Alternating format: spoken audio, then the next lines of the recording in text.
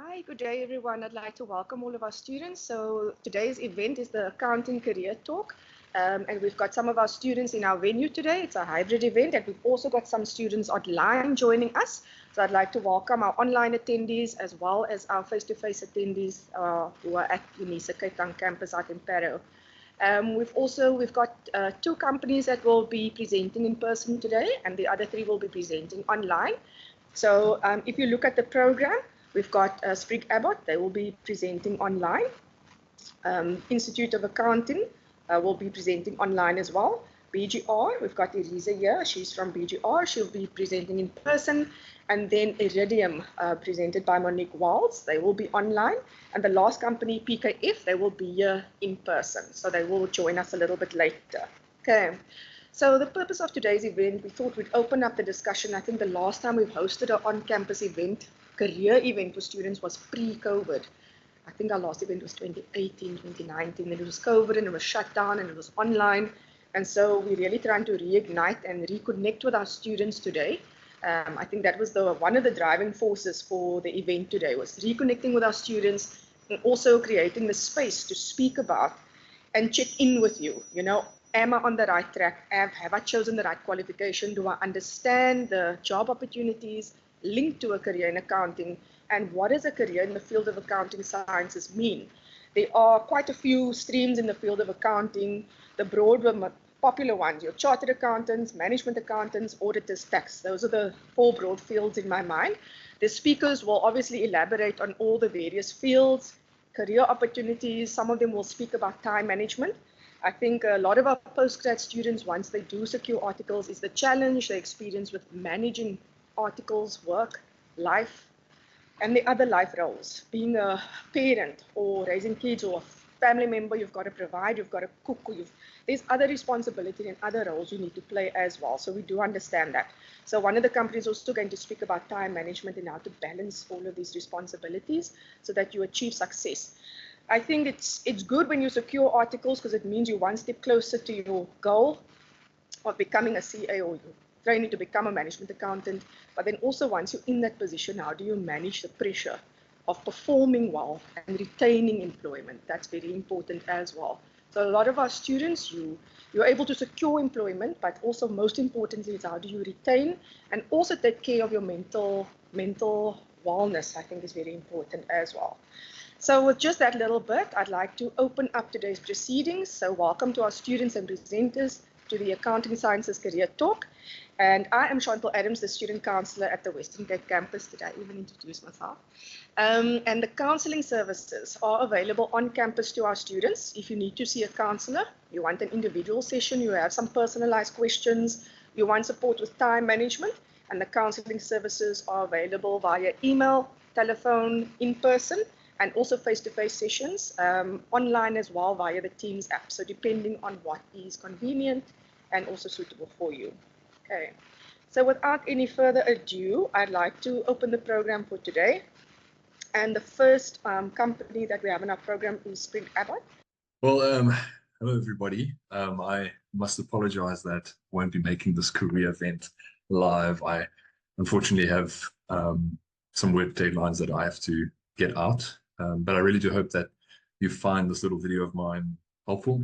It seems like the different firms that are going to be attending is quite a good variety of people. So yeah, I just really hope you learn from it and get the most from the experience. I really want to focus our session really on you guys, students. So I won't be taking much time talking about me or really the firm. But Sprigg Abbott really is a small to medium-sized firm.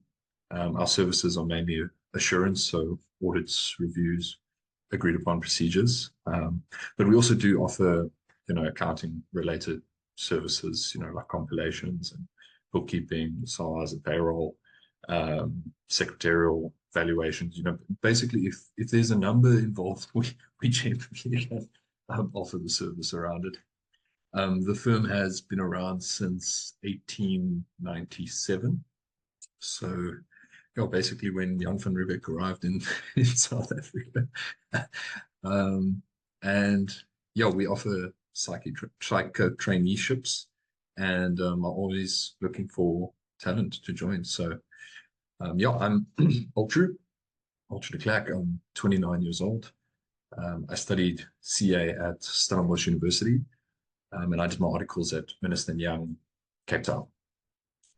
After articles, I went to kind of start my own firm, and then went on to merge with Sprigg Abbott as a director after I complete my registered auditor status with IRBA. That's basically it that I really want to share about us for now. I really want to move on to you guys, the students, and I just would like to just share back my screen. I have 7 tips for you guys as you guys continue to prepare for your studies and get through this accounting or CA course that you really are busy with, and I hope that it will help you. Before I get there, I just really want to read just 2 quotes for you guys on the journey that I hope will encourage you. The first one is, success is moving from failure to failure with no loss of enthusiasm. And the other thing is, a person who falls and picks themselves up is a lot stronger than a person, who never fell. Any person who's kind of pursued the accounting or CA journey knows that it's a tough journey, and even when you become a professional in the field of accounting or CA, it's filled with hard work and pressure and many, many, many learning, moments. I've had plenty. But I guess the message is, don't give up, keep rising to the occasion, keep going. The hard work always pays off. But yes, let's move on to the tips. Right, so the first one is, motivation can only help you so much. Consistency trumps everything. People always say that, how do you get through a large amount? Or how do you eat an elephant? Yeah, how do you eat an elephant? And the answer is always, bit by bit. Now, anyone who's doing CA or accounting, if an elephant is a lot of work, then, you've got like a blue whale amount of work. You have like a prehistoric dinosaur blue whale amount of work that you have to get through, and in order to conquer this journey, you can't decide to study only when you're motivated. It's about working every day consistently. That's how you get through this. And really, even when you are a professional, that's how you get through really any large problem, is just breaking it down into its pieces and just tackling it consistently going forward. A little bit every day goes a long way, and it reduces the severity of those long studying days on weekends. I think what's critical here on this point for you guys is just that it's not about how much you get done on a day. It's that you are getting things done consistently every day. Consistency really trumps severity every time. Right, my second tip is practice over theory. As mentioned earlier, there is a prehistoric dinosaur blue whale amount of work that you have to get through. And you can't be spending majority of your time in theory. If you do that, you're really going to struggle. You are not going to be studying efficiently. Majority of your time should be in questions. It's better to struggle through a question, you have no idea what's going on, and then learn from all the errors than sitting and reading IAS 16 standard notes. Questions generally focus on the core elements that need to be understood, and it helps you really see what you do and don't know, so that you can brush up. But if you spend so much of your time in theory, you could be studying an exception on an exception on an exception, when you could be mastering the core stuff. I tell my psycho CA clerks all the time, our field is like learning how to sail.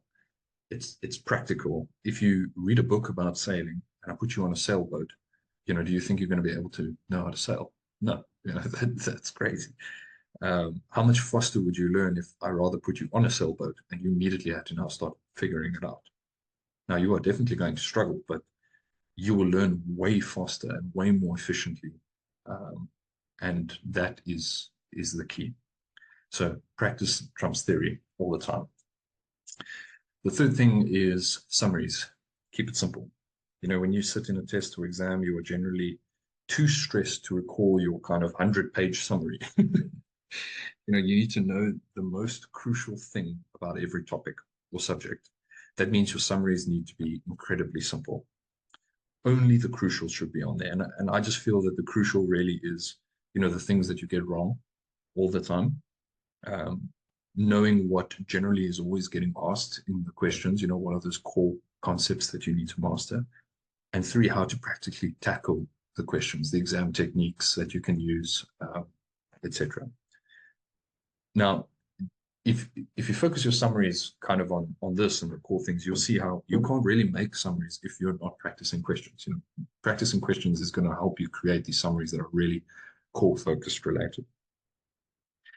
The 4th one is summarize the questions you've completed. So on an Excel, create a tab for your different subjects like MANAC, FINAC, tax, audit, whatever subject you're busy with.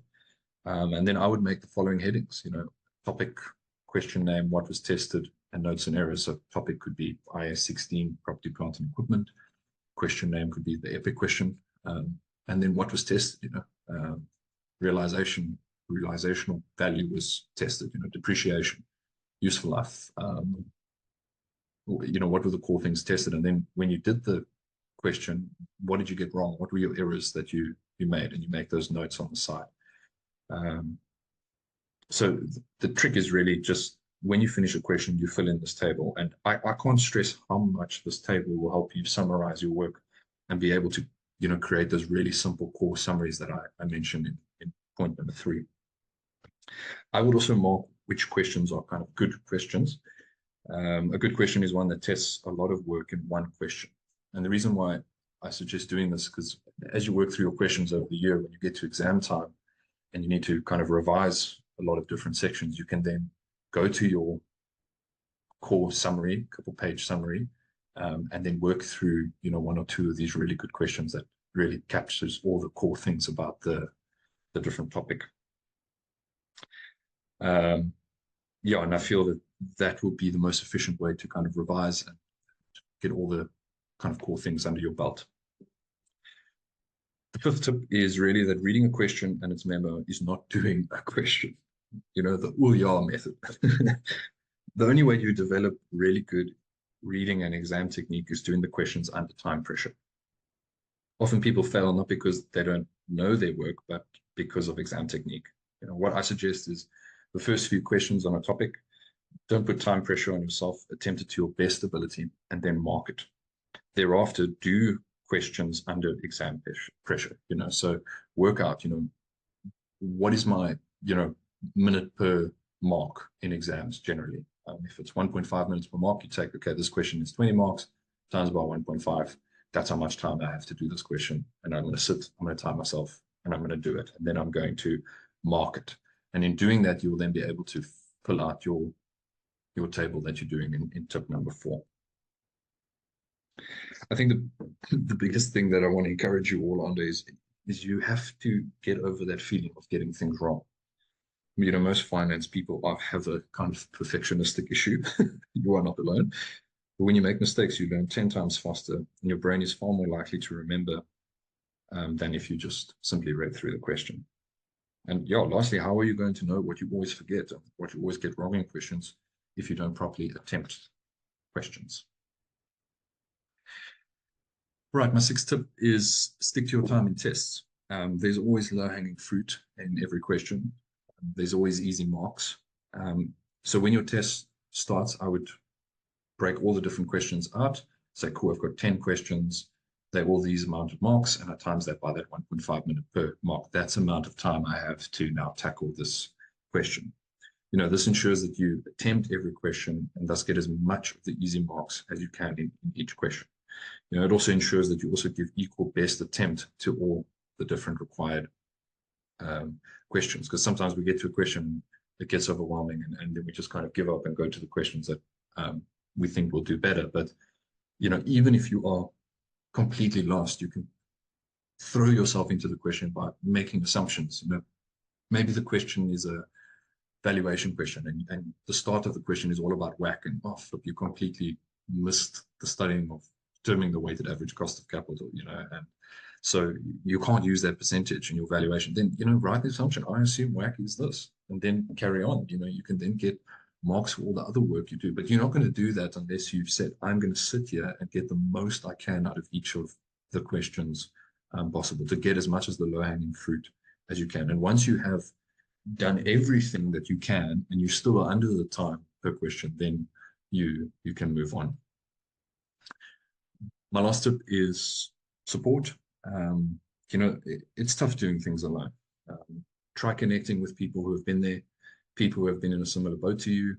Find accountability partners, anything that can help you to consistently show up every day towards your studies. But don't forget, and it's really my last encouragement, is that a lot of this is up to you. A lot of this is up to you putting things in place that you can just rise to the occasion of the challenge of your studies and to get over it. And then lastly, I just want to end on, that's my email address there at the bottom, ultra@sprigg.co.za.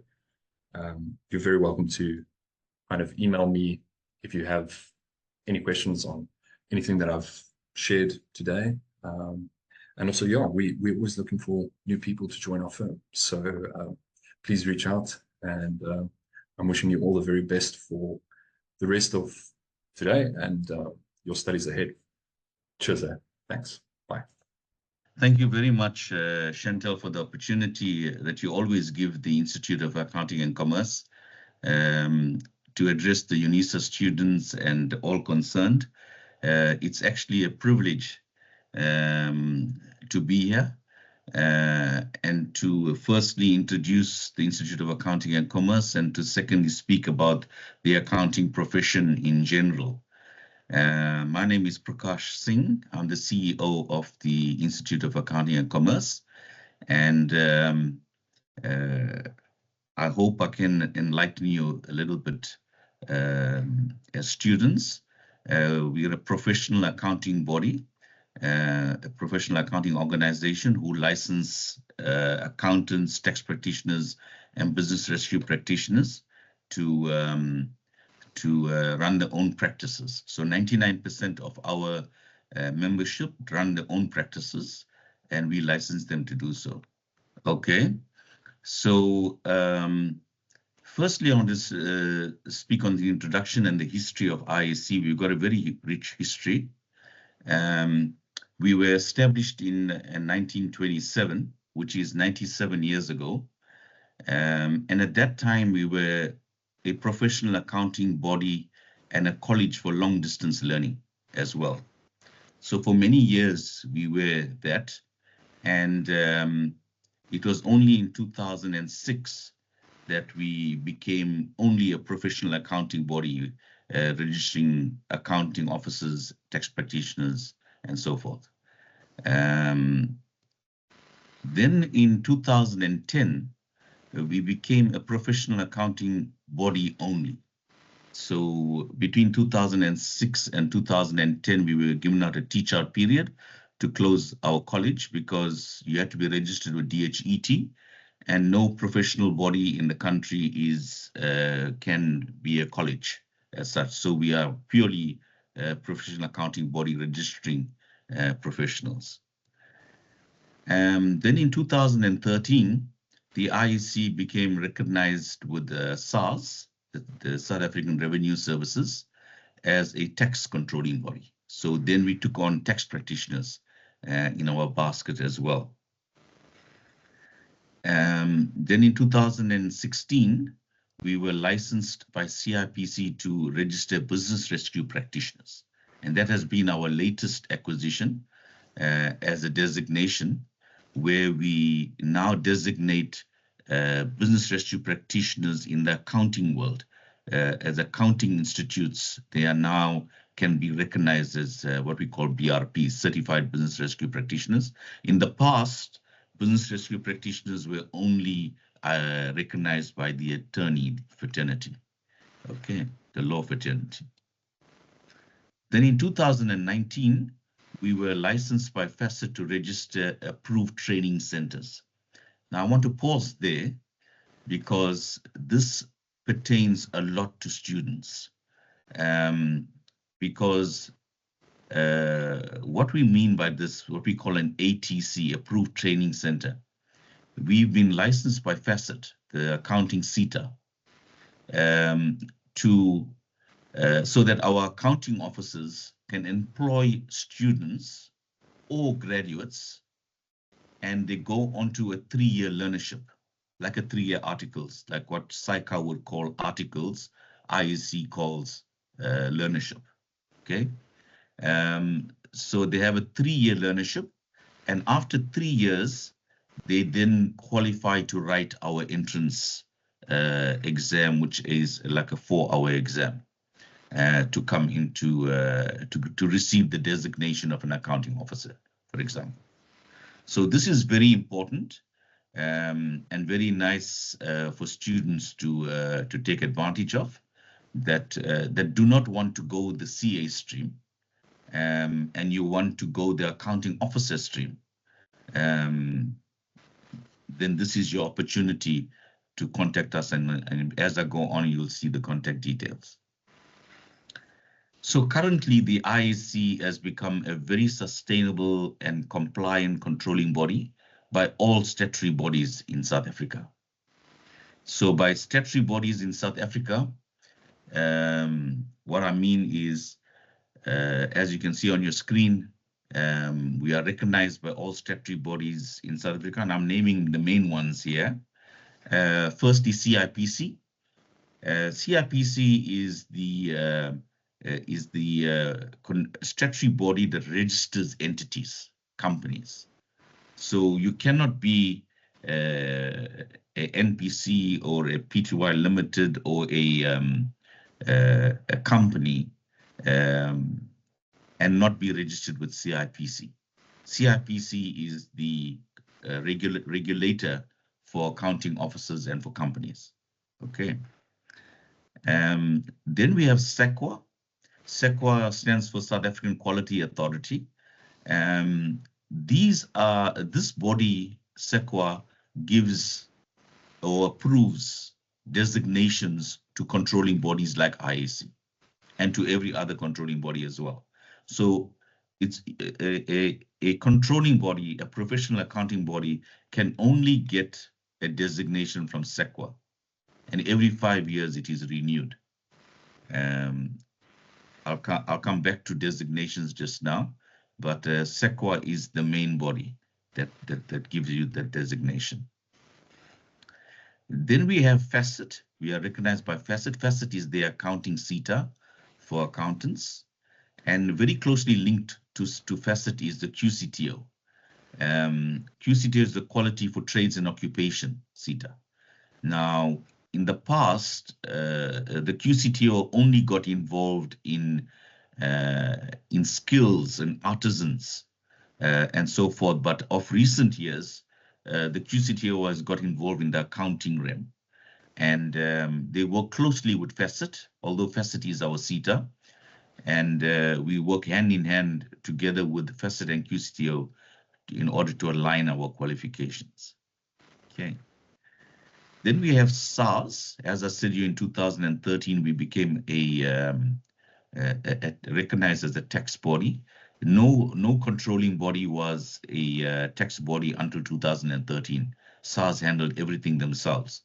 So in 2013, they opened it up to the accounting world, so that we became tax bodies, and we got the designation from SEQA of the certified tax practitioner, so forth. Then we have the Department of Trade and Industry, DTI. DTI basically is your dictator in your company law. They would actually, if there's changes to the Companies Act, they would actually approach Parliament, and they would work hand in hand with CIPC, and they would make changes to the Companies Act. So DTI is a very important statutory body, and it's very well recognized as IAC as well. Then you got the DHET, the Department of Higher Education, and the CHE, the Council for Higher Education. They recognize us. Many of our accounting officers also does the books for the schools.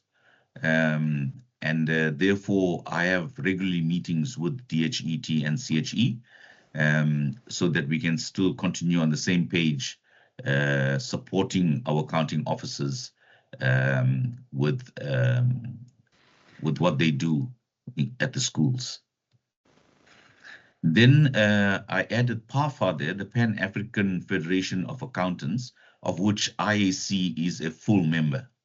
Now, I'm sure at some stage you must have heard of IFAC, IFAC. IFAC is the Institute for Federation of Accounting. They are the International Federation of Accounting. Now, PAFA is the mother body of IFAC, who's in Africa. PAFA has got 57 countries, like SICA, all the chartered accountants, all the accounting officers in the various controlling bodies. They are linked or associate full members of PAFA, and IAC is a member of PAFA as well from South Africa. There's other controlling bodies in South Africa as well that are registered with PAFA, and PAFA dictates IFRS standards, what we call standard setters, and it's a very important body that that controls and gives what you call recommendations of changes to IFRS, or acknowledges IFAC to have webinars on IFRS so that people can understand updates that goes on IFRS, the international framework for accounting standards. Okay. So I was speaking about SAQA and the South African Quality Authority. They have approved the IAC with 7 designations. And the first one, or the two, are IAP and the FAP. They are both accounting officers. That's why I put it together. They are the independent accounting professional and the financial accountant in practice.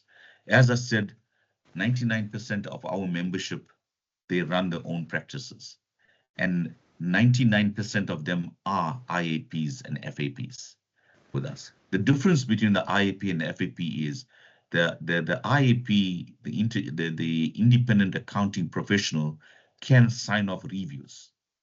We cannot do audits, only SICA, only those people that are registered with SICA and registered with IRBA, the International Regulation for Auditors. They only can sign off audits. Any other controlling body in the country can't sign off audits, but we can do reviews. A review is a mini audit. So an IAP is our highest designation, and those are accounting officers who can sign off financials and can sign off reviews. A financial accountant in practice can sign off financials and can basically do everything else beside reviews. Then we have the FAC, the Financial Accountant in Commerce. We don't have too many of these. These are our members who work in companies. They got a professional designation as a FAC, and in their company they are recognized as a professional, being a financial accountant in commerce. Then we have the technical accountant, who is who you would actually recognize as the bookkeeper. Now these are technical accountants are bookkeepers who will work up to trial balance. And I'm sure I'm talking to accounting students here, and you'll understand what I'm saying when I say they work up to trial balance. Although we do have the technical accountants now go and compile accounts from the trial balance, and they're allowed to do so, but they cannot sign off financials like the FAC or the IAP or the FAP. Okay. Then we have the Certified Tax Practitioner, the CTP. These are members who also run their own practices, and they submit to SARS returns like your VAT and your PAYE and so forth monthly for clients, and they handle all the queries for clients on the tax side. So, and then we also have the ATP, the Associate Tax Practitioner, which is we don't promote too much, because the ATP is basically a tax practitioner can only do individuals. But a CTP, a certified tax practitioner, can do individuals and companies.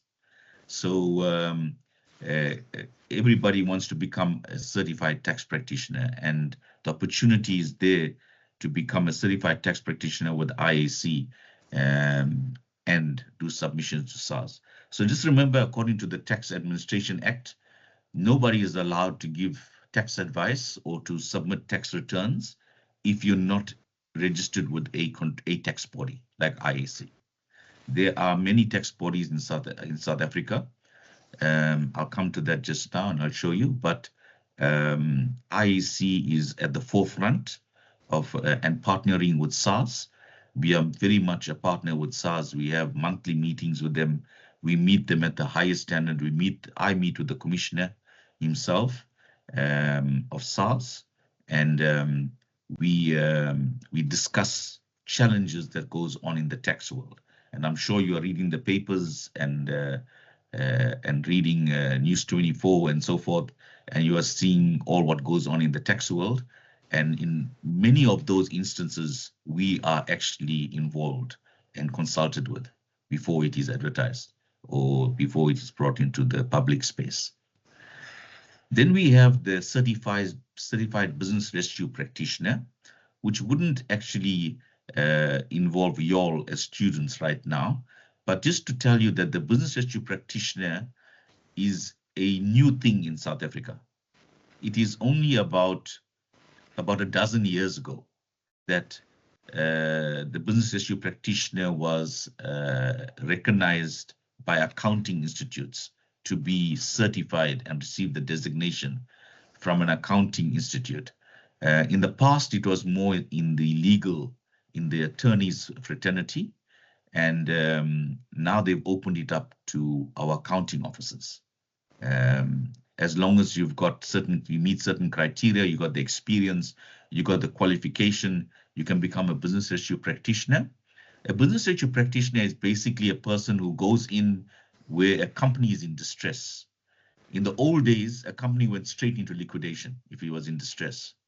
Now, until about 12 to 15 years ago, companies now can employ a business rescue practitioner, take over the company, and try to resuscitate or rehabilitate the company back to a viable going concern. And if you can't do that, then it goes into liquidation. Okay, then we have the what you call the students and students on learnership. Now, this is very important because this directly involves you now. The students we have are basically non-designated members who join us from various universities in South Africa, and their admission to join us as a member is free. There is no charge.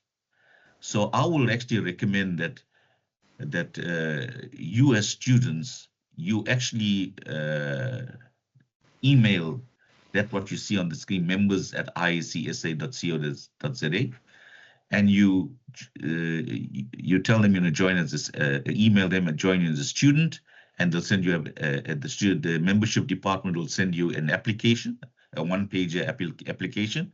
You apply and you become a student. The advantages of being a student with us is that you receive all our communication. You receive updates on IFRS. You receive our our magazine, which is called The Profession, every 3 months.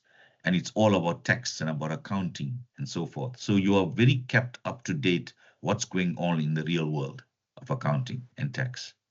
So students are actually, it is an opportunity for you to basically be part of a controlling body and be updated. Then we have the student on learnership, who, as I explained you just now, they are members who have joined the ATC, the approved training centers, on a 3-year learnership. So they are actually what you call will do the learnership and then write our entrance exam to become an accounting officer. Okay. Then we if you're asking the question, who are the professional accounting organizations in South Africa? And there are quite a few, but I'm naming the main ones. There's about 10 or 12 in total, but I'm naming the main ones to you. There's the Institute of Accounting and Commerce, that's us. Then you have SAICA, South African Institute of Chartered Accountants. And then you have SAIPA, which is the South African Institute of Professional Accountants. And you have SIBA, which is the Chartered Institute of Business Accountants. In the old days, they called them SAIPA, which is also business accountants. Now, these four bodies here are the four South African bodies in South Africa, the only four South African bodies, professional accounting institutes in South Africa that you can join. So if you join in SAICA, you will join them either as a chartered accountant or a general accountant. So they have the designations of the chartered accountant, of course, for the student who has gone all the way. And just as Chantel said just now, you've done your articles, you've reached a stage where you're ready for board. You join an auditing company, serve your articles, and then become a chartered accountant. Then you join SAICA. If you become an AGA, what we call a general accountant with SAICA, you can do that as well. Or a TA, a technical accountant as well, they have in their designation. SAIPA has professional accountants, just exactly. IAC and SAIPA are exactly the same. The general accountant with SAICA is an accounting officer, exactly the same as well. And SIBA has got business accountants who's also accounting officers as well and can sign off financials. Then you have the international bodies who are in South Africa, like CIMA. They deal more on management accounting. And the ACCA, these are very recognized international bodies in South Africa. And then you have SAIGA. SAIGA is the South African Institute for Government Auditors. So what you call, they deal more on the secretarial side as government auditors. And CIMA will deal more with the management accounting, while other bodies will deal more with financial accounting and producing of financial accounts. Okay. Now, what you might ask the question, what must I have as a qualification in order to become an accounting officer? So firstly, you've got to have 4 core subjects in your degree. Or if you're in a University of Technology, in the old days, they call it the BTech, now it's the higher national diploma, which is an NQF 7 level. But in your case, as Unisa, it is a degree, an accounting degree that you come out with. You must have financial accounting 3, firstly, in your degree. You must have auditing 1 or internal auditing 2, one of those 2. You must have company law. Some people call it commercial law. Some call it corporate law, company law in South African legislation. And the 4th subject, you must have taxation for individuals and companies. So you need to have these 4 subjects in order to qualify together with your degree to write our entrance exam or any other controlling body's entrance exam, so that you can become an accounting officer. So so basically that's the okay, I can just get there. Yeah, I'm just trying to move this thing so I can see my screen. Yeah, I'm trying to look at the thing. So so basically you require the 4 subjects, core subjects, plus 6 years experience or a 3-year articles or learnership to write the entrance exam. So if you got the 4 core subjects with your degree, NQF 7 degree, you can either have articles, your 3-year articles completely and signed off, or learnership signed off, or you can have 6 years. That's our recognition for prior learning. So you can have 6 years experience under a supervision of a qualified accountant. And you can then qualify to write our entrance exam to become an accounting officer. Okay. So the accounting profession, I call it in the 5th industrial revolution. And this is very interesting for me, and I'm basically want to talk about the real world now. I've told you about a professional accounting body.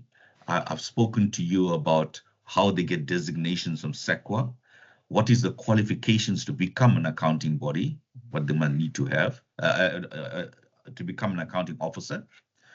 But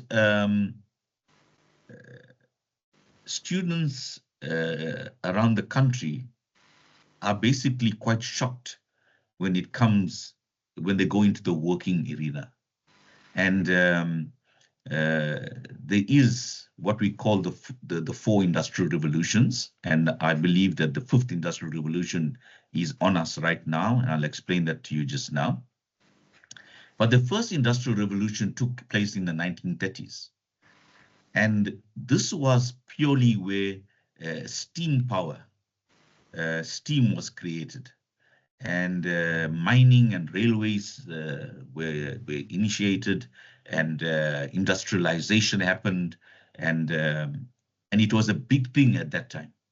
It was a game changer for a lot of people in the first industrial revolution in the 1930s. Then in the second industrial revolution came in the 1970s, early 1970s. And this was characterized by a mass production of electricity, expansion of telecommunication, and diversification into television. And that's what I want to zone on this morning or this afternoon, television. So in the early 70s, television was born, introduced to South Africa. Of course, it was introduced a bit earlier to other first world countries, but it came to South Africa in the early 70s. And if you will remember, some of you all might not remember, but others who are on the platform will remember, you had like a Rich Man, the Poor Man series, and Little House on the Prairie, all those new ones, the old television series that came in. And television changed the face of South Africa. Because in the old days, people came from work, they had supper around the table with the family, and then they sat around a fire and had a good discussion about how the day went. But the moment television was introduced in the 1970s, the second industrial revolution, it changed the life. No more do we get people sitting around a fire and talking in the evenings. And you will understand when you go home, you sit in front of the television. And that's what happened from the 1970s. It changed our lives altogether. So that was the second industrial revolution. The third industrial revolution came in the late 80s, early 90s. And that was the initiation of digital technologies, and especially computers and internet. And in 1985, I remember I started to work with Pioneer Foods at that time.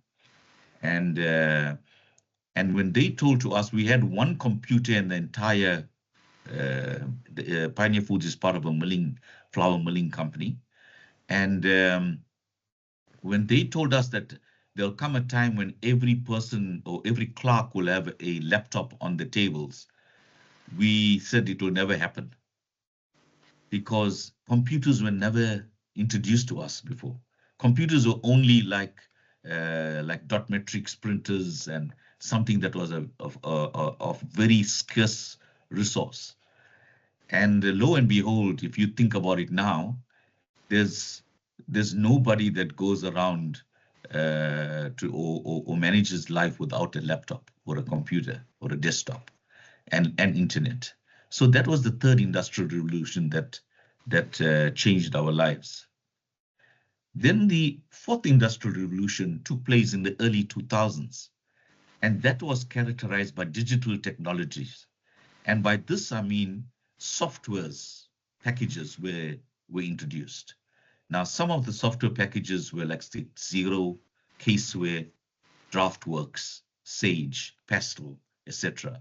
Those are the accounting packages that was introduced in the early 2000s, late 1990s. And when this came on, it changed the life of an accountant completely. Because in the old days, we wrote up our books up to trial balance. And then we went from the trial balance, went manually and did our, what we call the AFS, annual financial statements.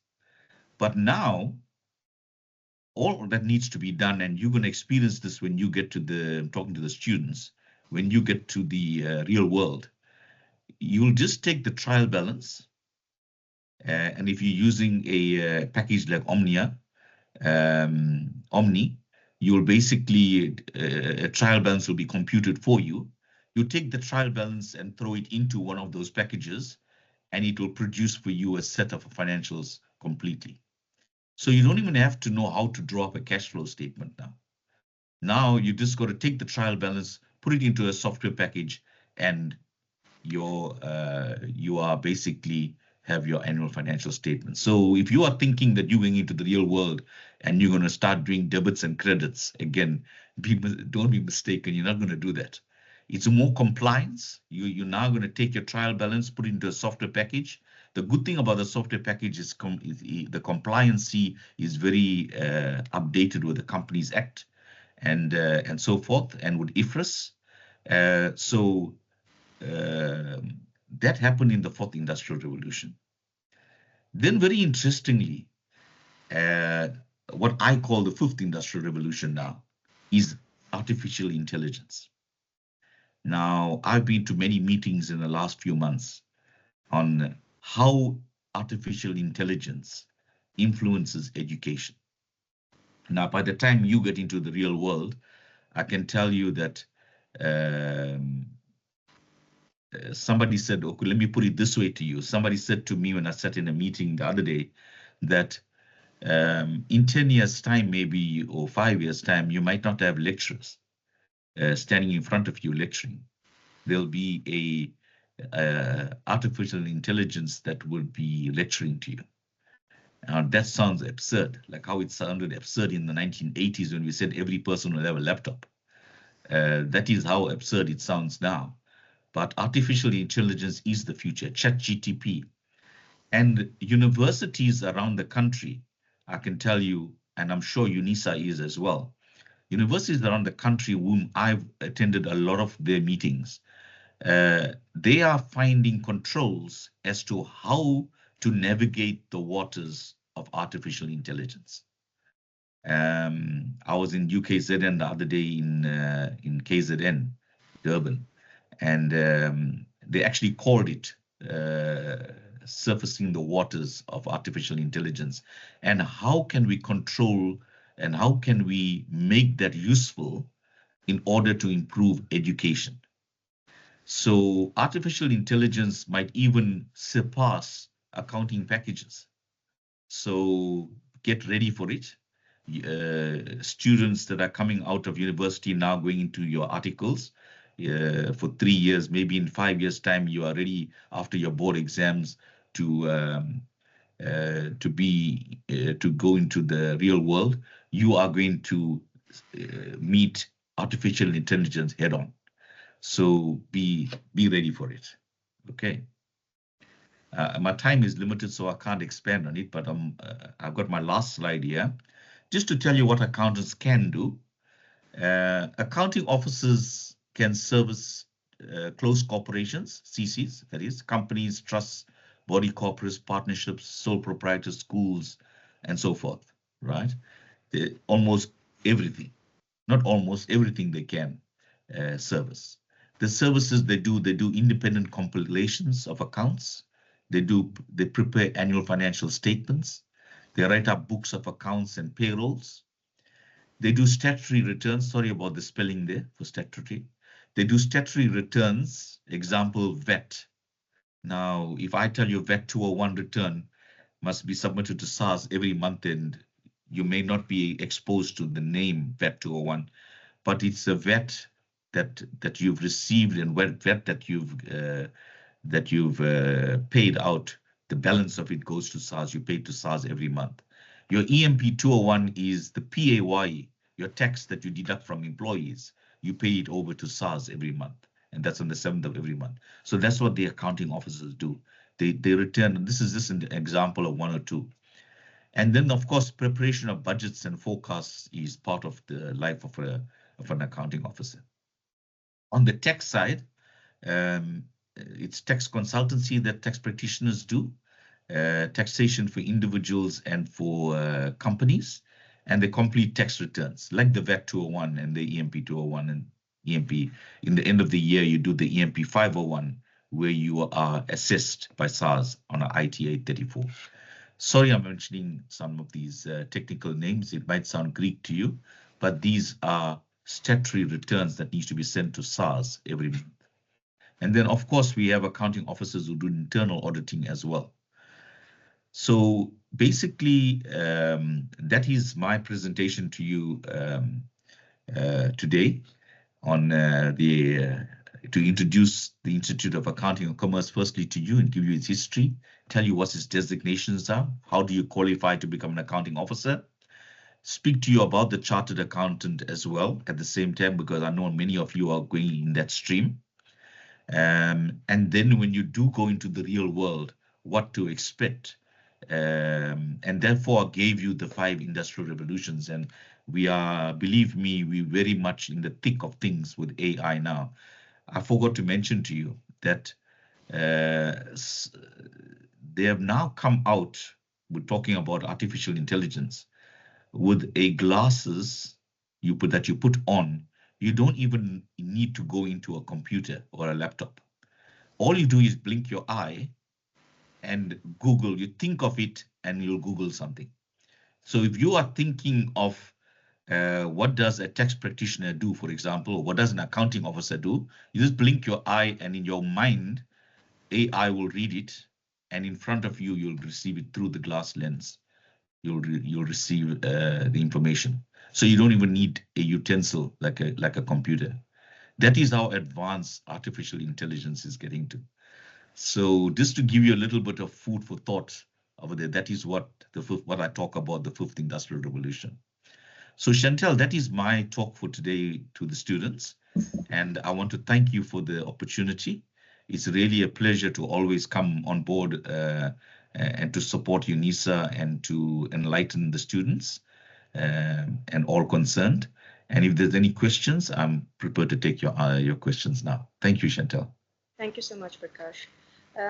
I think what stood out for me, I always think, we're beyond the revolutions. And when I went on a management training course, we also had to do a project on the impact of the various revolutions on the current space where we find ourselves. So we're never going to move away from these revolutions. I think we always need to understand the impact it's had on us, and also the impact it has on how we're developing and the way we place ourselves in preparing ourselves for future opportunities.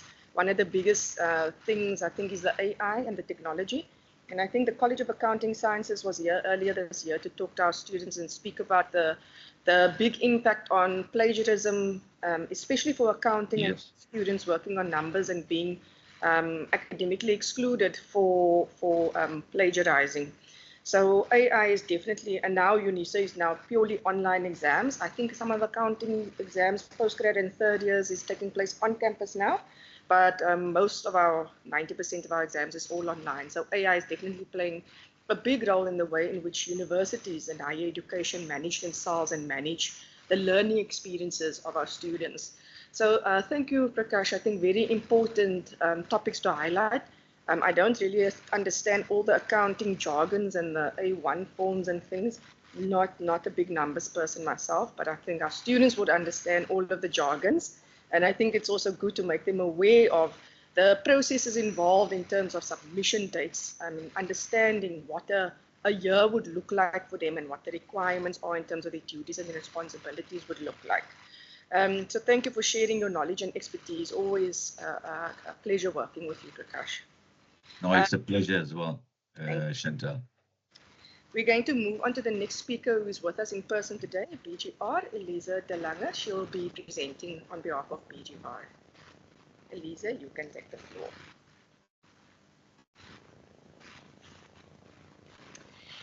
Good day, everyone.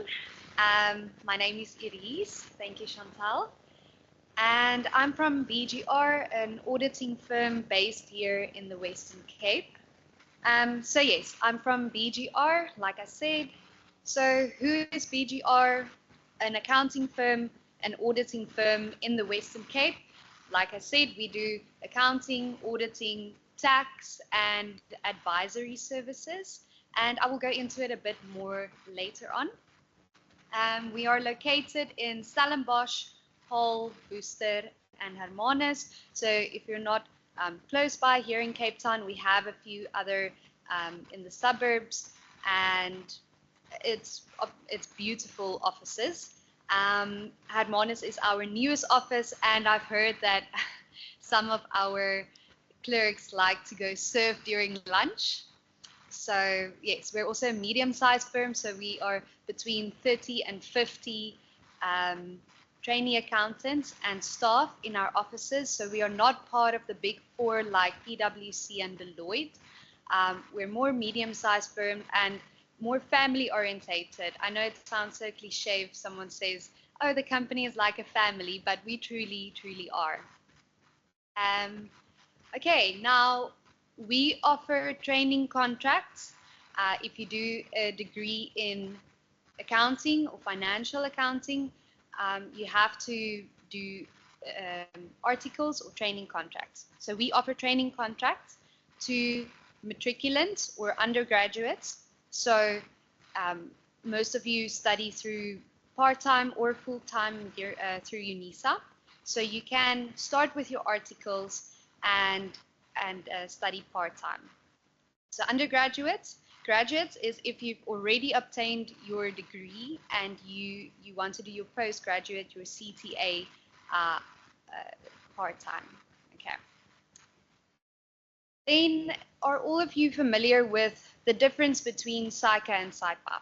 Everyone here today, are you familiar with SAICA and SAIPA, the difference? Okay, I'm just going to say, so SAICA is if you want to become a chartered accountant, this is just the basics of it, and SAIPA is if you want to become a professional accountant. So SAICA is more auditing based and SAIPA is more accounting based. And we offer SAICA at all of our offices and SAIPA only at Stellenbosch and Hull office. Now your roadmap to becoming a CA. First of all, obviously you need matric. Then you have decided already to study through Unisa, which you can do full-time or part-time. If you decide to do it part-time, you can, even if you're a second year, first year, you can always apply. Companies like BGR, like I say, take in students. So you sign your contract to start with your articles, and then you study part-time. So in 5 years, you can become a CA. The other route would be to study full-time, only focus on your studies, and then only do your articles or training contract. So it's 3 years for the degree, a 4th year for your honors, and then 3 years of articles.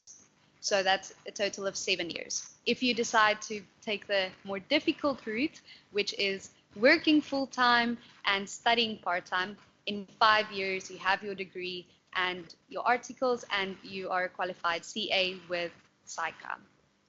And then once you start with your articles, here at the bottom, you will see there are 2 exams that you have to write, board exams, ITC and APC.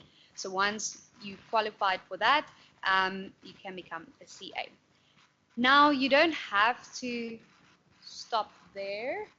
There we go. You don't have to stop there. You can just be a chartered accountant, or you can go even further and become a registered auditor. Now, a registered auditor is the person that signs off on the financial statements. It's like the top position that you can get. And to obtain that, you have to be a manager in a management position for at least 18 months. There's no other exams you have to write, luckily. So You only build a portfolio, you send it in through IRBA, and they then decide if you can become a registered auditor or not. So just a more practical way of thinking of it is our directors of the company of BGR are all registered auditors. They have the last say.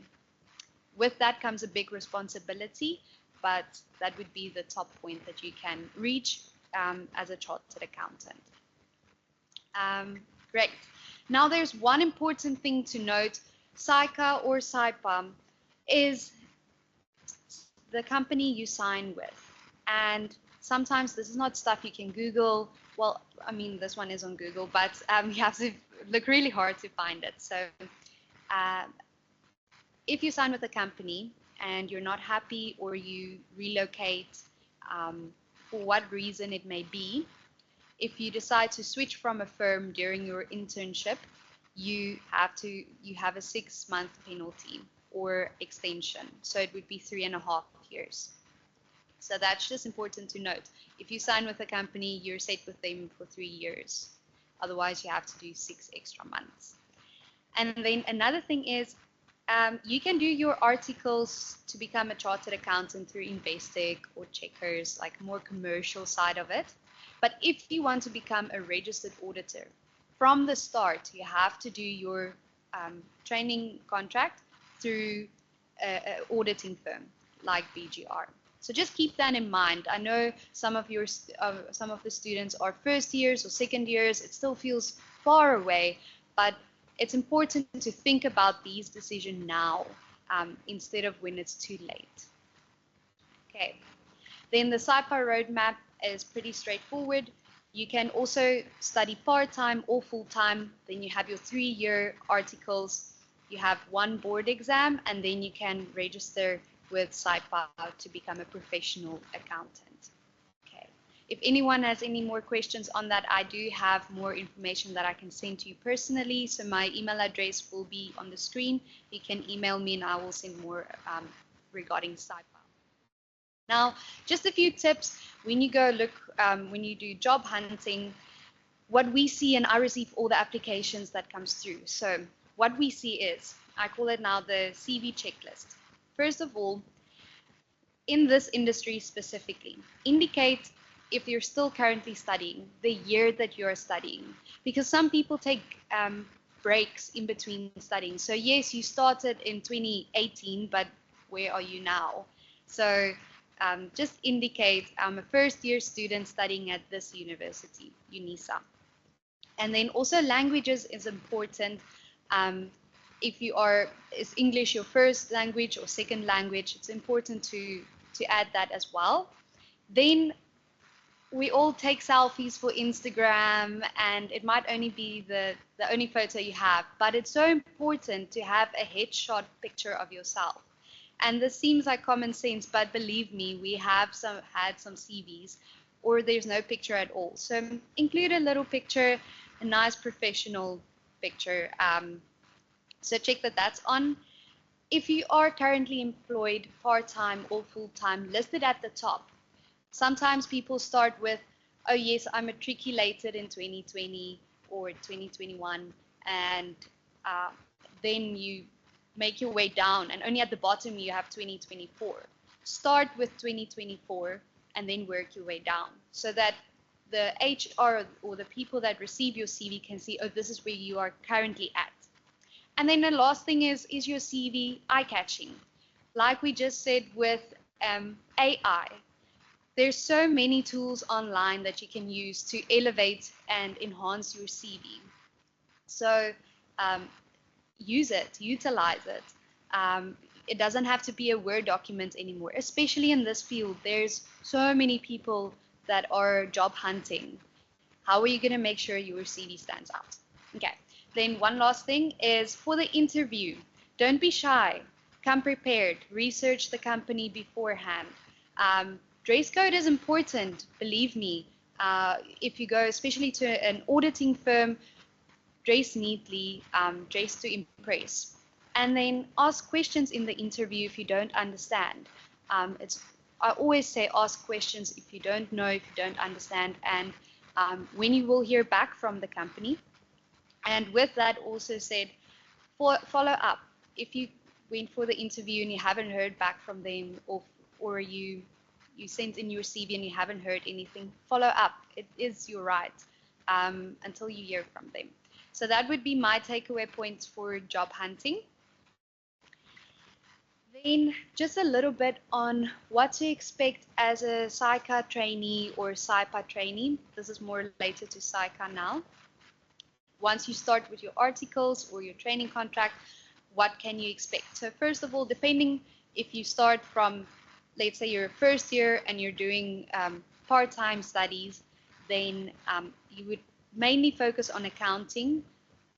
Later on, auditing will follow. If you're a third year student or postgrad student, they might put you on auditing first.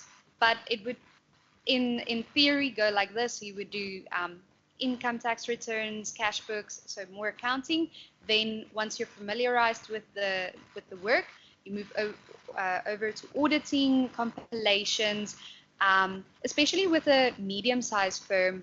You work with a lot of individual and small companies. It's not necessarily a big company where you're only stuck on one section. So with smaller auditing firms, you would have a specific company and then do all their, well, some of the tax for them, all their accounting and auditing. So you get to see the full process. You don't just work in one section. You also get to see clients. You go to the clients to do some audits and mentorship, especially at BGR. Like I said, we're a family. You can speak directly to the director. You don't just have to go to the manager, follow a process. If you're stuck with something, especially while you're still studying and preparing for exams, you can go to them anytime. Their door is always open. Okay, and then one thing to note, while doing your articles, you are expected to fill in a few forms, and it's just to make sure that you're competent with the work. There's the LORs is more like ethics. It's the nitty-gritty stuff. Yes, I was professional in this email and I did this and that. Community work. It's all stuff you have to fill on in the form, and then the professional development summaries as well. That is when every 6 months your director will sit with you and say, these are the points that we have to work on, and this is the strategy to help you get to it and achieve your goal. So there's a lot of structure within the training contracts for you to succeed. And life after articles, like I said, you can become a registered auditor, a chartered financial analyst. You can go into leadership roles at other various companies, or you can decide to start your own company. So the world is your oyster when it comes to life after articles. And then I just have one small thing to say about BGR. Like I said, we have a few offices. We also have socials, because we see that, yes, it is a difficult route. Most of our students still study part-time. So they're a third year or second year student, and then they have a full-time job. So we try to bring in as much socials as possible. So golf days, year-end functions, mid-year functions. We have a sports day that's coming up. We had one last year. That's the picture that's up. It's Total Ninja. And Bryce, etc. We also send them for training. So that's just a bit about BGR. Then to apply, for the people here, I have goodie bags, but everyone else can just take a picture or a screenshot. My email address and cell phone number is there if there's any questions. And then if you want to apply on our website under the careers tab, there's a form that you fill in. You can just add your CV there. That's it. Thank you so much. Any questions? Yes. So the question is the a driving license necessary? There's ways to work around it. We have a few people that don't have their driver's license. I think it's something that you would have to work towards. Someday you would have to get it, but it's not. We won't look at your CV and say, oh, you don't have it. Sorry. There's ways to work around it. You might not just drive to the client for audits. but it's not a necessity. We've seen that English is also not my first language, but some people add English as a language, or they don't state languages at all, and then they are not proficient in English. So when a client sends an email, they don't respond in a professional manner because it's their level of English isn't high enough. So that's why it's always important to be honest on your CV as well. Don't list skills you don't have just because it's a chance for you to get in. Somewhere or another, you will be caught out. English, and I know in Stellenbosch, Afrikaans as well. A lot of Afrikaans clients in the area, but English definitely predominantly. Yes. Okay, thank you so much. Thank you so much, Elise. I think, one needs to think about the area when you're applying for positions. You need to think about the area you're working in, the predominant languages, and then also when you're job hunting, how you present yourself. At Counselling, we do offer assistance with CV writing, reviewing CVs, and offering guidance in tips of how to make your CV more effective, to get you shortlisted. So if you need the support services of the counsellors, we're able to assist with that. And then also interview skills, prepping you to get shortlisted. So we do role playing, where we get like 2 or 3 staff members. I was going to say interrogating. You're not interrogating, you're interviewing you. Okay, so to prepare you. I think the key skill is how to respond to interview questions. And Elise was saying you need to also ask the company questions. So don't ask like, how much are you going to pay me? I think you need to ask thought-provoking questions, which shows your understanding of the industry, of the company, and how you can contribute to the company. So those are the types of things that we can also assist you with. But I think I think of the presentation really about skills and qualities needed in order to get yourself shortlisted. And that's really, if we look at the employment landscape in our country, unemployment is high, it's a given. Graduate unemployment is high, it's a given. So we make our services available and we get these companies in to combat that. We hope that you make use of the resources and the information and the people that you meet here and online in order to assist yourself and support yourselves to get yourself shortlisted, make use, take advantage, full advantage of the resources you have available, and help us help you eradicate that graduate unemployment rate. Okay. So we've only got 2 speakers left. We've got Iridium. Is Monique Wild ready for us? Monique, are you with us? Students can also use a chat function to pose any of the questions that they might have, comments, concerns around getting a job, securing a job. What questions must you ask? What should your CV look like? I'm surprised no one came with a CV to show the companies and try and get some feedback. But you can also make use of the counselling services. We will put the contact details for the counselling unit in the chat function. So you're welcome to make use of our services, whether it's CV writing or interview skills or career planning. You can make use of our services as well. You can schedule online or in person or telephone one-on-one sessions. Okay. So it looks like our next presenter, Monique Wiles, is ready to present. Monique, you can take the floor. So the next. Hi, Chantal. I just want to make sure you are able to hear me. Yes, we are. Okay. Thank you. I'm assuming you're not able to see me because I'm sharing my screen. I'm not really familiar with how the Zoom or Teams Meets or whatever it's called, because we use Google Meets. But I think as long as you can hear me, I'm happy. Yes. I am. Well, firstly, hello to everyone. Online and in person. I am Monique. I'm from Iridium Business Solutions. I'm the people manager. And today I'm basically just going to tell you a little bit about what our company is all about and what we basically have on offer from a career perspective. I am recovering from a cold, so please do excuse my underwater sound. But I welcome any questions you might have in the chat box. I'll see if I can turn on my camera so you are able to see me. I think you should be able to see me now. Cool. As Iridium, I'm not sure if you are able to see my presentation, but I'm just going to speak through everything. Please let me know if everything is all good, if I need to stop at any point. Perfect. At Iridium, we specialize in accounting, advisory, and automation. And I think it would be a good idea to just take you to our company website, because it basically details a lot of the things that we use.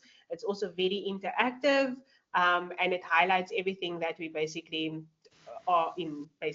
basically work with. So we are in the cloud accounting space, so very high on tech. We are also CIMA affiliated, so we run CIMA training contracts, and we also have roles such as management accountants, assistant FMs, and the likes thereof. We basically act as outsource accountants or FMs for our clients, and the clients that we currently work with are, I'm pretty sure you heard of Falskun, Lego, Yoko, Search Kings. So it's a very diverse group that we're currently working with at the moment. I mentioned that we specialize in accounting, advisory, and automation. So accounting is the bulk of what we do. So that is where the most of our roles, vacancies, or training contracts sits.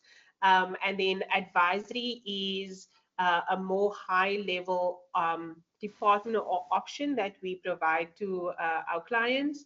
And then automation basically focuses on all the applications or systems that we make use of to make things more, I want to say easier, but it's just to streamline processes so that you are working smart and not hard. So we partner with Xero, so that's our main accounting partner, and then we have various plugins. So I'm not sure if I mentioned, we are an SME operating in the SME space. So Xero works for us. I know there's lots of other online accounting platforms out there, such as Sage and whatever there is out there, but we prefer to use Xero because of the functionality and the seamless processes that it gives for our clients. The industries that we operate in are retail, e-commerce is one of our favorite, being a tech company, manufacturing. We also have some property companies, creative such as marketing consultants, consulting firms, depending on which industry they are in. And then, like I mentioned, tech is like we like operating in tech because of all the new and up and coming things that it presents. The companies that we integrate with our systems, it's a lot of systems, and I welcome any questions you might have on it. I am not an accountant. I will be able to advise on what I hear from my colleagues, but I'm more than happy to answer any questions. But like I mentioned, Xero is our main partner. We use plugins such as SimplePay, Dext, Infodocs, Expensify, Vend, Sin7. It's just all nice names for applications that just make things more easier for us. So our directors are very keen on, listening to the staff, hearing what are the up and coming tech stack tools that there is out there in order to build into streamline more efficiencies and processes so basically operating in the new fintech industry. What we currently have, so I'm just going to switch back to my presentation.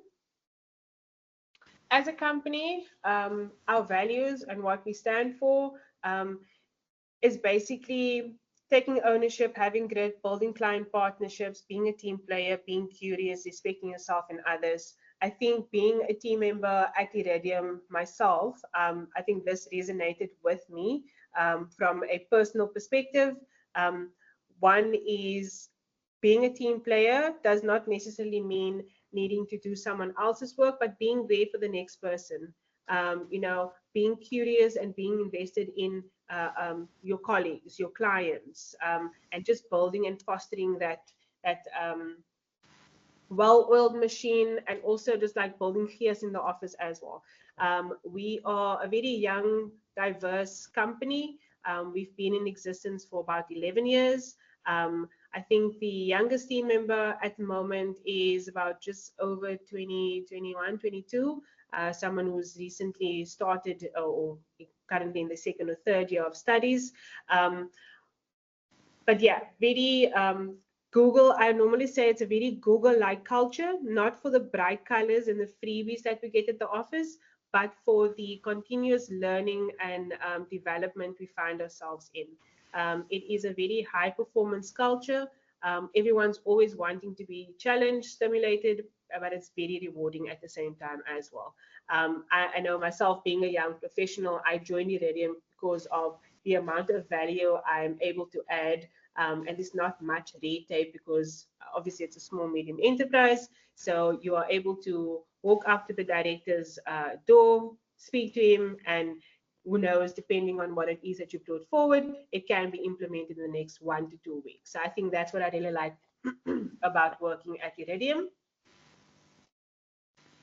Frequently asked questions. So I mentioned at the beginning of the session that we are a SEMA training office. So we have about plus minus 30 individuals at the moment currently working towards their designation as a ACMA, CGMA. So there's obviously a process that you need to go through. You need to complete your articles, your exams, and then your PER, which is almost like a logbook. We're quite well versed in the full life cycle of SEMA. And just some of the things that we support the trainee in is we pay for the first time sitting of the exam.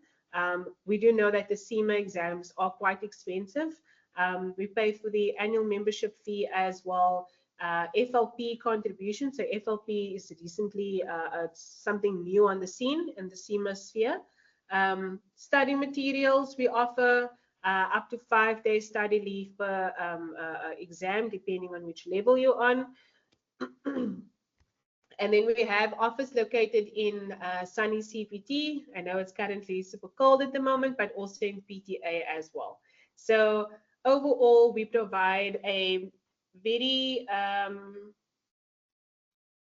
would say, not a very vigorous, but it's a very steep learning curve when joining in the SEMA trainee space. Obviously, it is aligned with the SEMA competencies that is required. In your first year, you are a cloud accountant working towards or collaborating with your senior accountant, doing the basic bookkeeping for clients. So you'll have a client portfolio, doing the basic bookkeeping up to trial balance, running reports, doing the payroll,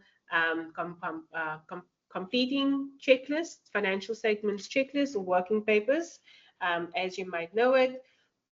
So in that first year, you basically upskill in your technical, digital, and collaboration skills.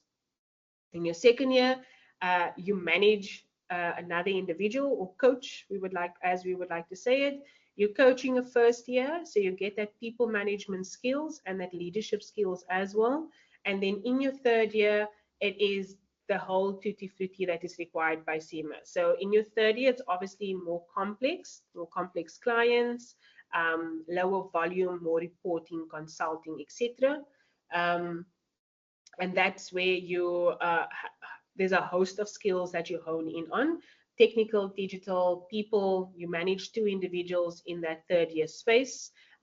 Leadership, business, strategic, because you're obviously working on more complex clients. So at the end of the 3 years, our role or our goal is to ensure that you are a fully fledged FM. After leaving Iridium, we have been lucky to have absorbed most of our trainees to date. Often we find they go into international spaces after the 3 years, or they stay on in an assistant FM role or in a management accountant role. On to the next slide, which is just a quick video on what our team has to say about the culture at Iridium. So I'm just going to play the video and then kick back to the final slide. I feel that Iridium has helped my professional journey by allowing me to express myself and feel valued as an employee here. So I've grown as an individual, and I've also grown within a team in the marketing department. The culture at Iridium, they allow you to be an individual. So individualism is encouraged within a team setting. Like, I love the people I work with. The leadership is incredibly hands-on. I enjoy working at Iridium mostly because of the environment. I mean, it has a great environment that just gives you the idea that this is the place where you can continuously improve and just get better day after day.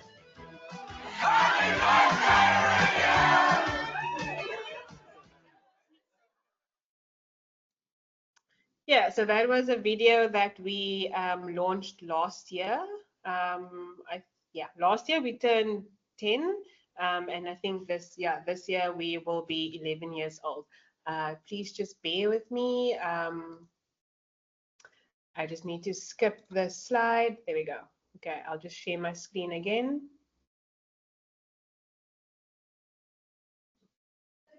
Yeah, so like I mentioned, at Iridium, doing your SEMA training articles, it's a steep learning curve, but it's extremely rewarding. We also, whilst we do have SEMA training contracts, we also have other roles that we're currently recruiting for or constantly recruiting for, being in the accounting space, is management accountant, and that is someone that's basically in charge or has a portfolio of his or her own, working on more complex situations or complex clients.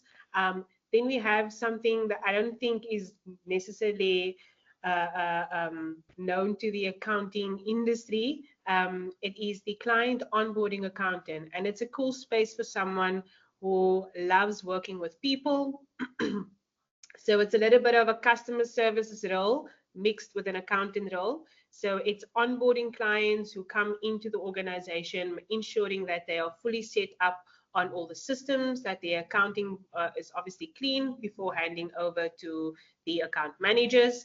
Then we have SEMA trainee roles 2025, and then we're also looking for more trainees in 2024. And then we're looking for assistant managers as well. So the assistant manager is someone who's recently completed articles or who's been working for a while, who's, you know, in the line of either SEMA, CYPA, SICA, you know, those cyber, whichever designation it is in the accounting industry, who's wanting to manage a team and, you know, just take a next step into their career. But that is from me, Iridium, or from me, Monique, for Iridium. I welcome any questions anyone might have.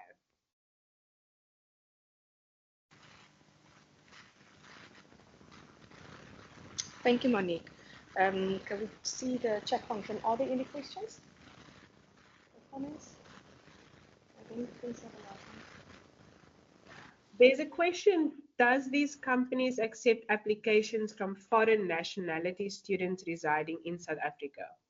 I'm not sure if that was aimed at Iridium or the previous company. Well, maybe you and the previous company can respond. Sure, no worries.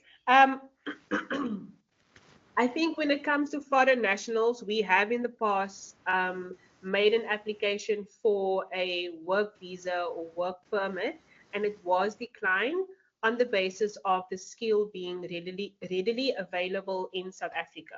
Because of the accounting profession, you have your universities such as Unisa, UJ, Northwest, US, all of these universities, well, the outcome or have graduates on a yearly basis, and it's plus minus what 100 people, depending on the university. Hence why they said it's readily available. However, there is a work around it, If you, for example, I know in our space, and I think in the psycho space as well, but I'm more going to speak from the SEMA perspective because I'm well versed in that industry and that side of things.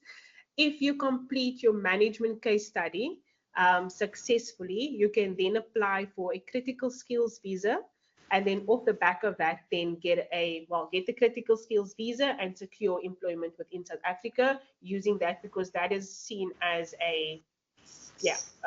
an opportunity to enter into the South African job market. Okay. In case you do not require a visa, I think you need a visa if you are a foreign national. For the purpose of securing the employment. Yes. You need to apply. It's part of the process. Yeah. Elise from BGR, do you want to add anything? Okay. So that question is covered. All right. Any other questions from anyone here in the room? Are students happy? Still with us? Okay. So we've only got one more speaker. Our last speaker for the day is PKF, and they are here in person. And we're just going to open up your presentation, and you're welcome to come and take the floor. Good afternoon, everyone. My name is Dwayne Slamet. I'm representing PKF Cape Town this afternoon. I'm an account audit manager and a qualified chartered accountant. With me today is my colleague Nikki van den Berg, who is the recruitment officer at PKF Cape Town. Okay, so the structure of today's session is first an introduction to PKF as a network, but specifically focusing on PKF Cape Town, how to apply for a training contract, and a bit more about the company. And then we've also been asked to touch on aspects of time management as well. Okay. So this is quite an interesting one. So a lot of people know what PwC stands for, PricewaterhouseCoopers. A lot of people know what Ernst & Young stands for, EY, Ernst & Young. But does anyone know what PKF stands for? This is actually a bit embarrassing because I can't see the little note that I made under. Penel Kerr Foster. Yes, that's what it stands for, Penel Kerr Foster. So who is PKF? We are one of the largest mid-tier accounting networks in the world and in South Africa. So we are big enough to provide an excellent career foundation and small enough for you to feel like you make a difference. It is a global network of legally independent auditing and accounting firms. So each office operates as an independent firm, but we are a network where we can rely on each other's resources. So we are 200 member firms. Some firms have more than one office, so there are 480 offices operating over 150 countries. So that's just 50 more countries to go, and then we're operating in every single country. So PKF South Africa, we have got 8 offices around the country. We've got one in Durban, Port Elizabeth. In Joburg, we've got 2 firms, VGA and Octagon. There's one in Pretoria. In Cape Town, we've got 2 firms as well, PKF Cape Town that I'm representing, and then there's PKF Constantia Valley. And then in Stellenbosch, we've got another office of PKF Cape Town. So the 2 of us, we essentially one firm, 2 offices, we operate as one firm. And then there's one in George. Okay, if you want any more information on PKF, it's a very easy website to remember, www.pkf.co.za. Okay, so that's PKF Cape Town, or that's just the broader structure of PKF. So I finished my articles last year at one of the big 4 firms, and I think PKF Cape Town is a lot more intentional about the well-being of their staff than the Big Four firm that I was at. And also chatting to university friends of mine that did their articles at other places, PKF Cape Town definitely sounds like it takes care of its staff a lot better. So, for example, there's staff-sponsored events. One of my highlights of this year was a sunset cruise that we did around the waterfront. We were all on a yacht. We had a few nice drinks, and it was a really lovely time. Our office is around 160 employees in total. So 160 is really not a lot of people, and it's very easy to form genuine connections with everyone at the office and to find your tribe and build your friend groups and networks. We also, the managers, the partners, everyone is very accessible. It's easy to walk into a partner's office and just chat and check in, whether it's on professional matters or even personal matters. We also really care about your professional development. We are an auditing firm, so you will be auditing. But if you want exposure to a certain industry or a different type of engagement, then you are welcome to ask, and we will make a plan to make sure that, as far as possible, to gain that exposure. And throughout this year, people have come to me, Duane, I want to be on a pension fund, and then we were able to put them on a pension fund, for example. That being said, we audit quite a wide variety of different clients in industries like retail. We've got pension and provident funds. We've got tech companies. We've got manufacturing entities. We've got wine farmers. We've got a lot of individuals and body corporates as well. So I know that you guys had quite a number of firms presenting to you today, and choosing where to do your training contract is the foundation of your journey as a professional accountant or chartered accountant. We do SAICA articles at PKF. So if you want to apply, you can go to www.pkf.co.za. It's a very easy website to navigate. You go to the careers tab, and then you can find the training contracts. If you have any questions about the recruitment process at PKF Cape Town, you are more than welcome to ask Nikki van den Berg after the presentation. If you have any questions about PKF Cape Town from an audit perspective or a training contract perspective, like the day-to-day kind of runnings, you can ask me throughout or after the presentation. Okay, so this is a slide about where your journey begins. You are already on your journey towards becoming a professional. You are in the academic phase. And then you'll enter your professional phase as an article clerk.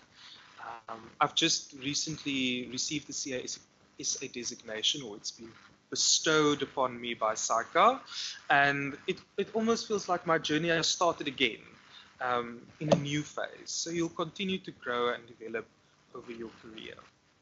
Okay. Are there any questions so far? Nothing? Okay.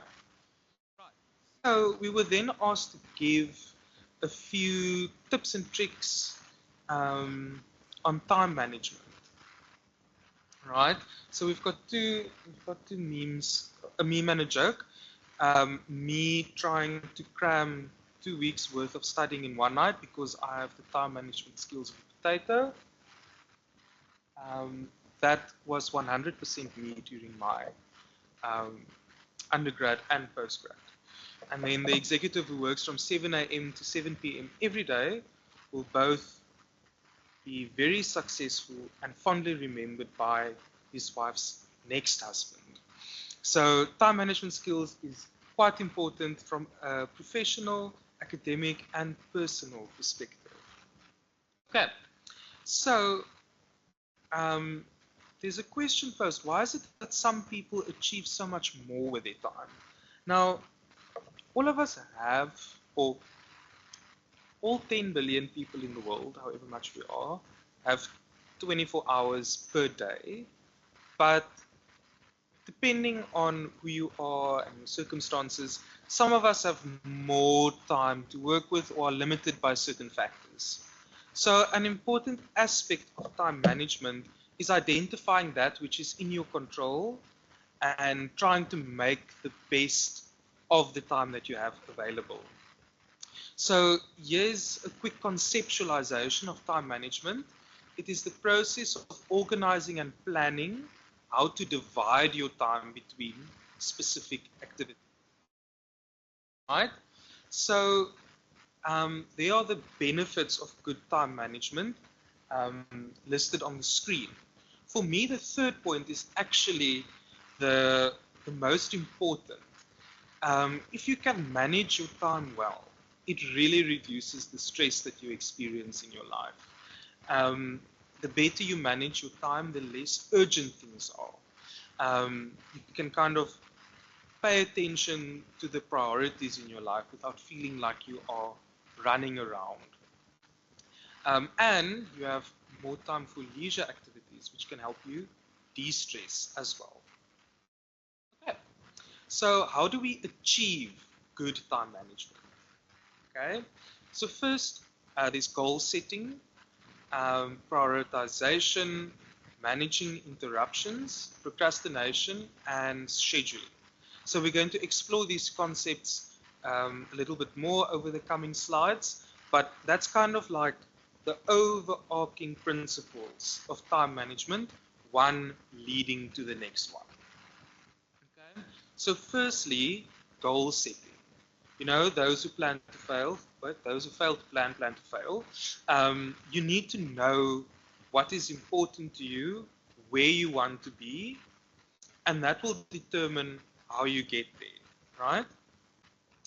Then, once you know where you want to be one day or what you want to achieve, whether it is in the short term, like I want to get 60% for my tax test, or in 2 years' time I want to graduate, you can then prioritize what are the important things that you need to get to in the 2 weeks before your tax test, or in the 2 years to graduate, right?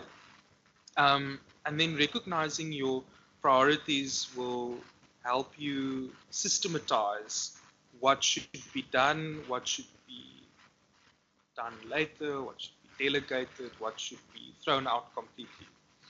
An important part of time management is managing your interruptions, right? So interruptions can really just fall out of the blue into your lap, and then you have to do it immediately. Like, for example, if you're a mother, you've got no control over when your baby cries. And if you're trying to study while a baby starts crying, it's not going to work. But there are interruptions that we can manage, right? Like, are we going to pay attention to every single push notification of all of our apps as they come through? Or would managing our interruptions by only looking at our phone every 30 minutes or an hour while we're studying? Okay. Then procrastination. It's always nice to procrastinate. It's always fun to sow, but never fun to reap if you are procrastinating. So the I'll get it done's later really do pile up, and then everything becomes urgent. So we need to avoid procrastination as much as possible. And all of us are very different. So for some people, doing a small task and then feeling success afterwards gets you to do the bigger tasks that you would have procrastinated on otherwise. Other people need to get a big task done and feel that real sense of accomplishment before they get to the little stuff.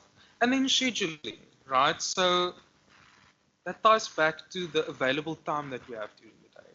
Everyone knows or has a sense of how much time they have available in the day and can mold their priorities around the schedule that they have. Right. So obviously the consequences of bad time management. you might not study hard enough, well enough, you fail your tests, you miss deadlines, you are inefficient, you don't do as good as you could have had you planned things out properly, or stuck to your plan. Because sometimes it's easy to plan and have a to-do list. The question is more about the implementation, or whether our plan was reasonable to start off with. So it's very important to really consider your priorities and your time available to set up a reasonable and achievable schedule, right? Part of good time management is not to see how much you can cram in a day. Everything looks better on paper than how it works out in the real world.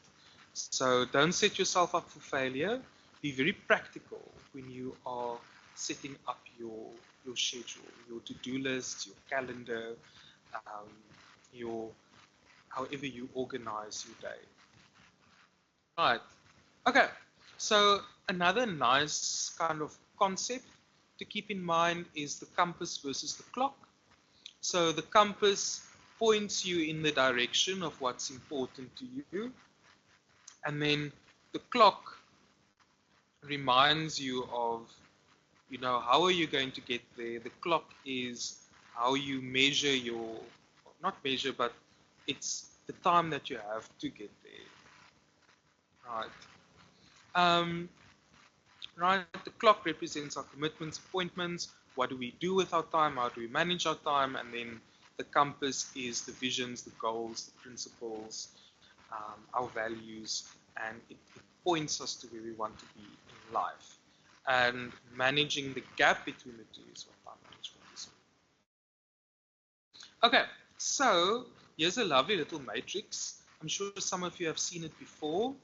We've got on the top row the x-axis, whether things are important or not, and then vertically we've got on the left hand side what's urgent, and then on the right hand side what's not urgent, right? So if we take a look at the top left quadrant, that is when things are important and urgent, right? So 2 days from now you're writing your tax test and you haven't studied enough, so there you are busy doing crisis management, right? And you don't want to be doing crisis management all the time. It will burn you out. Things that are not urgent but important are actually really where you want to be operating, because it means that you are focusing on things that will get you to your goals, but it's not urgent. So you are just constantly working on them, right? Here's a funny one. Things that are urgent but not important. They're not really quite common, but a good example that I was given was you've got your tax test in 2 days, and one of your friends, not your best friend, but just one of them, phones you very distraught and says her boyfriend dumped her and she's now really in a state. Now, that can feel urgent in the moment, but it might not be important to you if you've got a big test in 2 days' time. And then neither important nor urgent, something like binge watching a series, right? It's very nice, it can be very relaxing, but it is, in the greater scheme of things, definitely not urgent and likely not important. Okay, so what we want to do is, if we are in that urgent and important space, we need to crisis manage. What can you do? Who can help you? What resources do you need just to get things done ahead of time, right? The things that are urgent and not important can really steal a lot of our time, and the slide says a waste of time for not urgent, not important. I think doing things that are not urgent and not important can be very relaxing, can be like a nice time to unwind. But if there are things that are urgent and important, doing not urgent, not important things is a form of procrastination, which we have to do.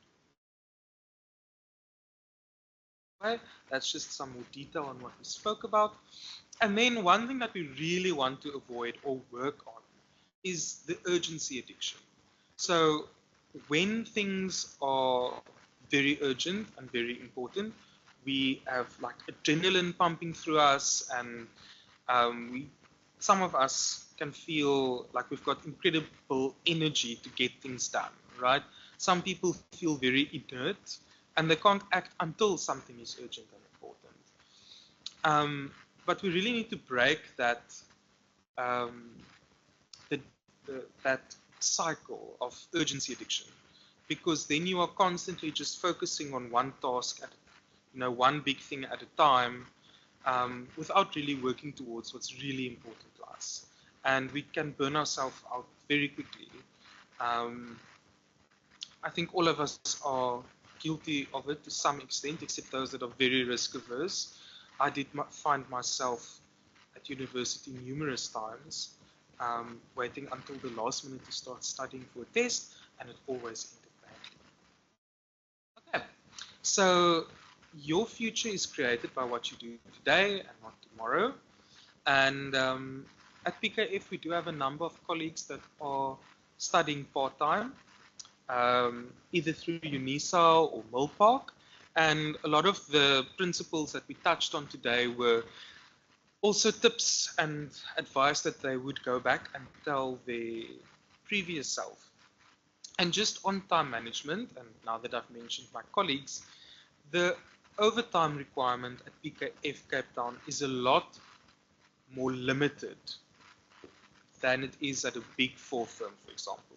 And I'm speaking out of experience, having seen both sides. So it really is possible at PKF to, for example, complete your CTA or honors or PGDA while working as well. And a lot of my colleagues are doing it successfully. So it is possible to start a training contract with us if you are doing your CTA or PGDA. Nikki is nodding in the background because she agrees.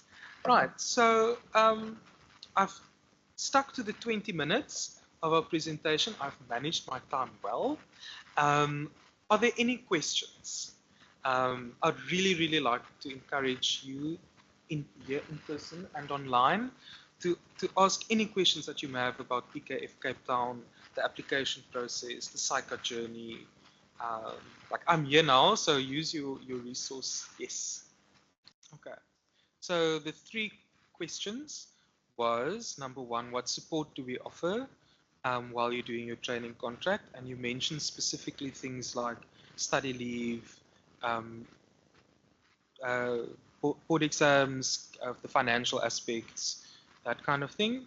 Your second question was medium firm versus big 4 in terms of workload and certain expectations. And then your third question was on what is the retention rate of trainees post articles. Right, okay, wonderful, very, very good questions. Okay, so Nikki knows the policies better than I do, but you will definitely get sufficient study leave to prepare for whether, if you're doing your CTA, for your CTA assessments, and if you are writing your ITC and APC board exams, that you will get sufficient leave opportunities for that as well. In terms of financial support, so we pay for the first sitting of ITC and APC and the board courses as well. So we cover the cost of the board courses for ITC and APC. I don't know, Nikki, if you want to join me in the front and just give a bit more detail on that question, and then you can also speak to the retention rate as well. Yeah, and then I'll speak about the workload afterwards. So basically, with regards to the financial assistance, as Dwayne said, we do pay for the first attempts to your ITC, well, IACE now, they've changed it. So IAC and APC board exams and the board courses, and then you do get 25 days paid study leave for your PGDA or CTA level. And then also for ITC or IAC, usually you guys will write it before you start with us, but if you are doing it while you are working with us, it is 10 days paid study leave for IAC. And then also for APC, you get 7 days for the board course and 5 days for APC and so on as well. And then we don't provide bursaries or etc., but we do provide loans to those that are still studying or doing their PGDA, which they can pay back interest-free over a set period that is, I'm going to say, or agreed upon between you and the partners as well. And then with regards to the retention rates of our trainees afterwards, so we would prefer to promote our staff internally. So usually this time of the year, we open up applications for management positions for the coming year, and then when you are in your third year, you can apply to be an audit manager or audit supervisor at PKF. Depending on the need that we have for the coming year, that will give us an idea of how many audit managers and supervisors we need. But to give you an idea of our group this year, we've appointed, I think, 6, more than that. Actually, audit managers and supervisors, we've got 13, that's staying on next year. Yes, yeah. So it's a thing where they don't want to be in audit and they want to become entrepreneurial or be a CEO or CFO. So, Okay, great. So, no, we don't have a toxic work environment. Our management style is, it's very difficult to, like, now it sounds like I am making excuses for toxic. It really isn't. It's a very teamwork type of approach, because every audit is essentially a project, right? And all the trainees and the manager or managers on the audit and the partner, we are all members of the same team working towards a common goal. And we therefore promote a positive work environment because firstly, we care about our employees. We know them by the name. We know who their spouses are. We know, who's got brothers and sisters and that sort of thing. So we definitely don't want to make it difficult for each other. It's bad from a personal perspective, and it's also bad from a business perspective. We aren't overworking people. No one shouts at each other. We are quite solution orientated. Does that answer your question? And then the next part of the question was how do we prevent managers from adopting that style? Well, it's just counter to our culture, right? So if there is a manager that's proverbially cracking the whip, like that manager will be put in line really quickly. Like, that's not how we do things here. Are you satisfied? More concerns? More queries. And then the lady in the front had a question about your second question. Oh, it's medium and big four. Okay, so I did my articles at the big four firm, and based in Cape Town, and there, you've got publicly listed companies that have Johannesburg Stock Exchange reporting deadlines. So hello, high water, that audit needs to be done in order for that company to report back to the JSE, right? And in that kind of situation, you are expected to get the work done, no matter how many hours you have to work before that deadline, right? PKF Cape Town, we've got PTY Limiteds, we've got sole proprietors, we've got partnerships as clients, and the urgency isn't there, right? We are auditing smaller clients where the work that has to go into an audit is less than the work that has to go into an audit at the big four. And that's just simply because the company is, the average company is smaller. And so the work that has to go in is a bit more reduced. So in terms of overtime, contractually, Nikki, and I don't know if it's still in the contracts, is overtime limited to 40 hours a year, 80 hours a year? It's limited to 40 hours per year contractually. So according to your contract, you can't work more than 40 hours overtime per year. At a Big Four firm, you can easily work that in a month or 6 weeks. So I really, really can honestly say that the workload is a lot more manageable at PKF specifically. I can't speak to other mid-tier firms.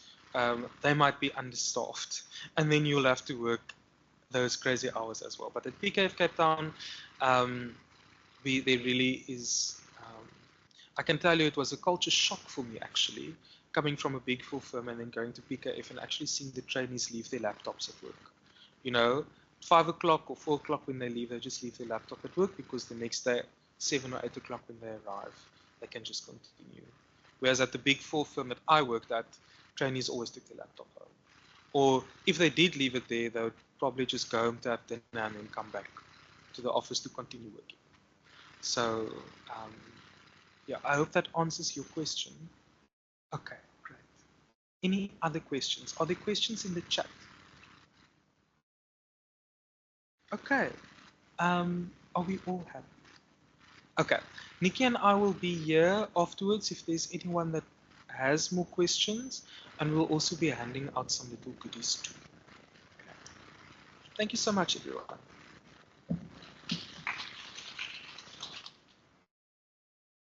Thank you so much. I think the realities of managing, balancing life roles and studies, and also making decisions about the quality of life, making decisions about, you know, if I'm going to study I'm going to work from 7 till 7 and take my laptop home. What is left for a family, to start a family or have 3, 5, 7 children, how many children you want, look after your sister's children and those stepchildren. So you really need to make big decisions about quality of life and how you manage yourself effectively, and think about what kind of lifestyle you want to create for yourself.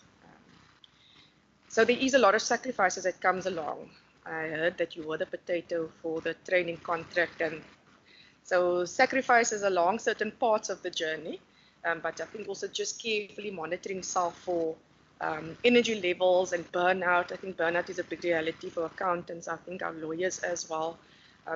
Just monitor yourself for the red flags and the mental health issues as they creep up, and know that there are counselors available on campus to support you during those difficult times as well, that you're not alone, that you don't have to struggle alone in the dark, that there is support available to you. Okay. So I just want to thank all of our speakers that joined us today. Thank you so much to all of the companies that took their time to come and engage with our students online and in person. I think it's very valuable. We'll also be sharing the recording, making it available on our Counselling YouTube channel so it can reach a larger audience. I will be sharing the information with the companies in terms of the audiences that we are able to reach. So thank you to our students for participating today in online and in person. Thank you so much for taking the time out to attend today. And then to Mr. Mubashir Karbare, setting up and all of our technical support, making sure that our events go on without any hitches. Thank you so much. So with that, from our counselling team at the Cape Town office, thank you so much. We have 2 of our companies here in person. If you have any further questions and want to engage with them, you're welcome to do so. The students online, if you still want to, you can still leave your comments or your questions. And the recording of today's events will be shared with those who attended today.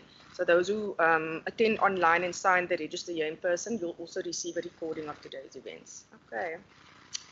All right, thank you so much. And with that, I close the program for today. Thank you so much for coming.